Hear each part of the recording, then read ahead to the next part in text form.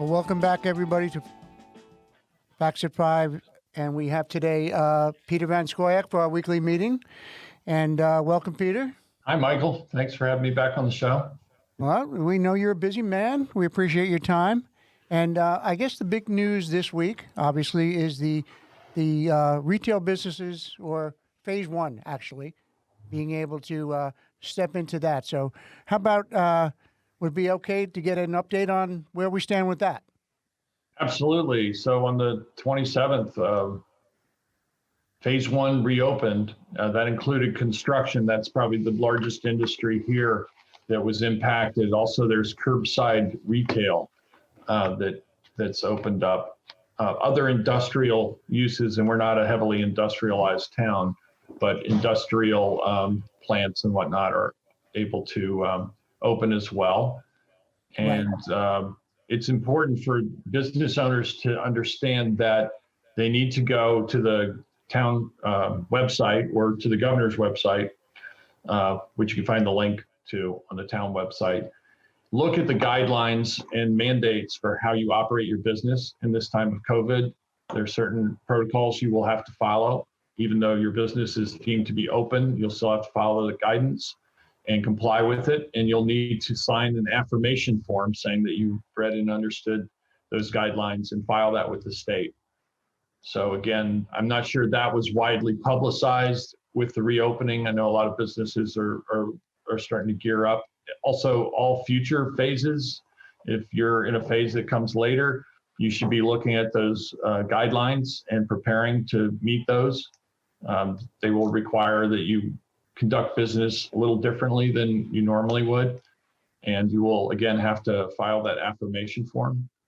Yeah, I was actually on that site, Peter, on the day that we switched over, and it's fairly easy.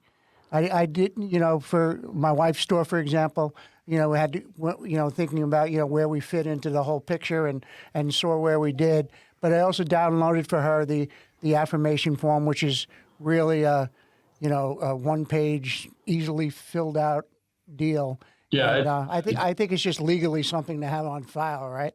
But it is. It's something you need to file, basically saying you understand what the protocols are and that you're going to follow them.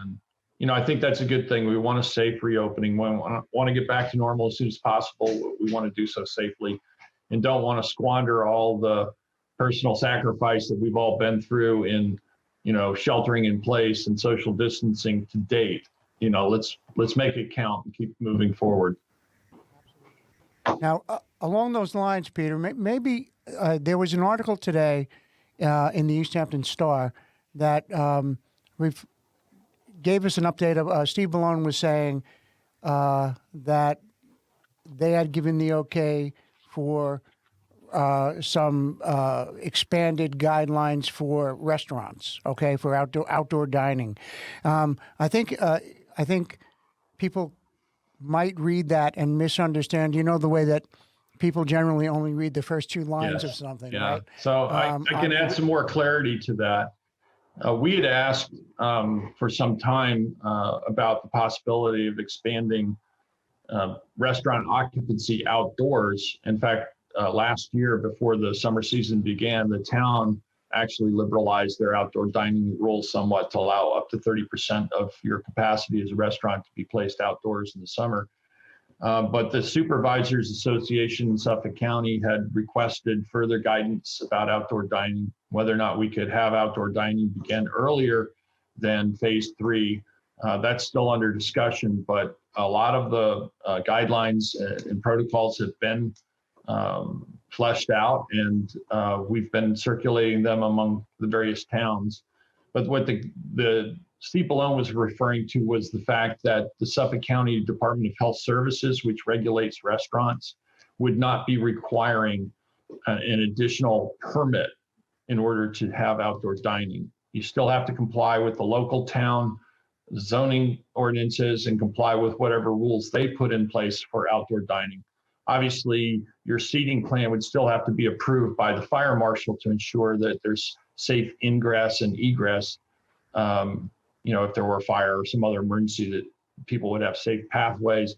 And you would also have to demonstrate that you're socially distancing those tables to meet the protocol. So it took away an additional layer of bureaucracy that might be in place under normal circumstances in order to better, deal with the situation at hand. Right, and it just, I mean, if the common man like myself reads just the headline and then moves on, you think, okay, I got a restaurant, I can throw some more chairs outside, but it's obviously way more than that. You It still got to is, follow the municipality. And one of the other things that I've called for, and I've sent a letter that is being signed on to, I think, by the Supervisor Association Suffolk, is to give local officials a little bit more flexibility in determining which businesses could safely open immediately and which ones might be in a later phase, because one size does not fit all. There are some activities and businesses that we feel could open immediately, safely. And the example I keep using is Longhouse, where they have a 16-acre sculpture garden. They could space people out 2 people per acre.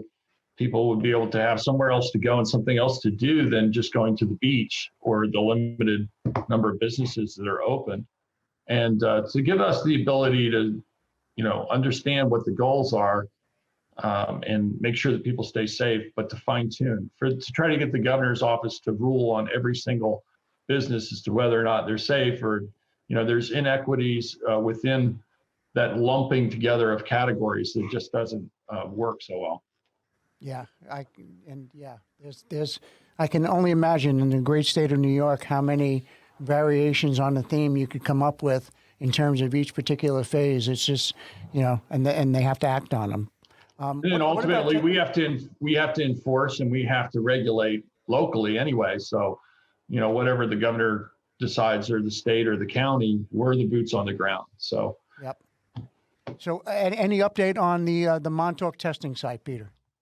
Well, we're still talking about that. Southampton Hospital had reached out to me to see if the town could help facilitate a site in Montauk.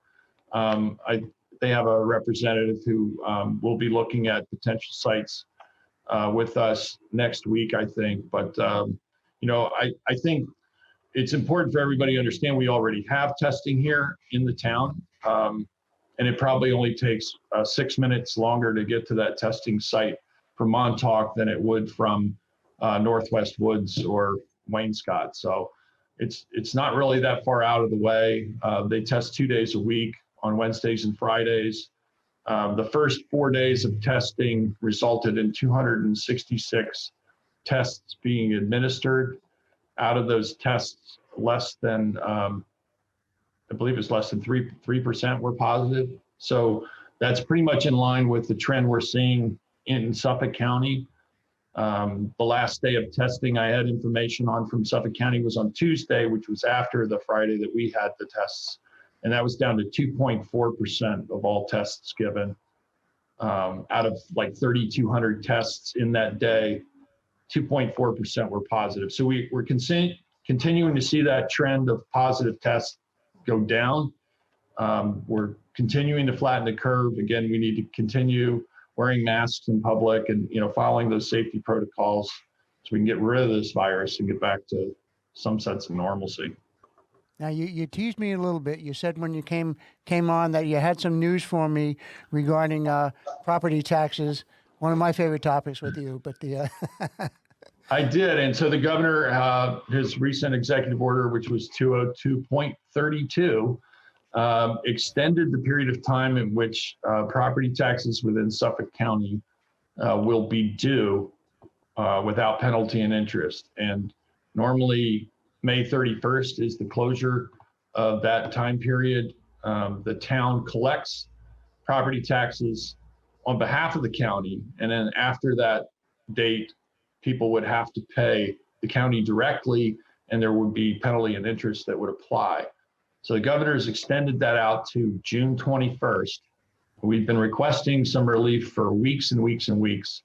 There's been, it's a very complicated issue because obviously school districts and villages would need to get their money right away in order to prevent, layoffs and other such hardships. So there's been some wrangling around with getting funding in place from the federal government to help float Suffolk County, which has bonds due. It gets really complicated, but in any case, long story short, that period has been extended till June 21st. Okay. And that does not apply to any properties where there are escrow accounts, for instance, with mortgages, the banks have been collecting escrow. Those will be due immediately and before the expiration of that current date of June 1st. It's June 1st this year because the 31st falls on a Sunday. Now, do we still pay the town, Peter, or is You it would, after the June 1st date, you would have to make arrangements to make that payment to the county, Okay. which is, I believe, the county center in Riverhead. Okay. All So right. definitely not as convenient. And, if you can pay your taxes now, I encourage you to do so.